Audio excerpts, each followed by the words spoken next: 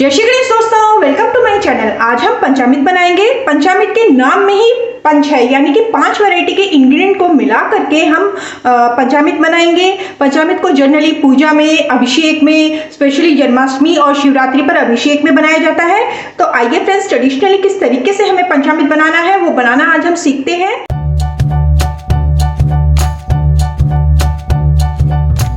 पंचामृत बनाने के लिए मैंने यहाँ पर एक खाली बाउल लिया है, जिसके अंदर मैं यहाँ पर ये 1 चम्मच और ये 2 चम्मच, मैंने 2 चम्मच के करीब जो है वो दही डाला है फ्रेंड्स, और ये 1 चम्मच दूध है, और 1 चम्मच ही शहद लिया है फ्रेंड्स मैंने, और 1 चम्मच गंगा जल लेंगे। और उसके ही साथ मैं थोड़ा सा ड्रॉप जो है वो घी डालूंगी, 1 या 2 ड्रॉप घी के हैं।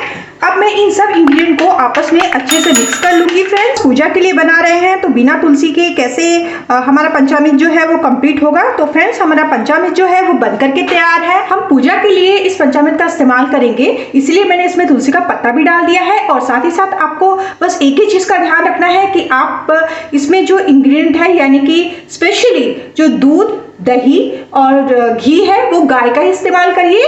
और उसके अलावा गंगा जल जो है वो आपको कोई भी पूजा की दुकान में आसानी से मिल जाएगा। ट्रेडिशनली इसी तरीके से बनाया जाता है। इसके अलावा बहुत सारे लोग इसके अंदर केसर, पिस्ता, बादाम, काजू और बहुत सारे ड्राई फ्रूट्स या नट्स, आपकी पसंद के कोई भी जो आपको पसंद हो वो ड्राई फ्रूट्स या नट्स भी आप इसके अंदर डाल सकते हो।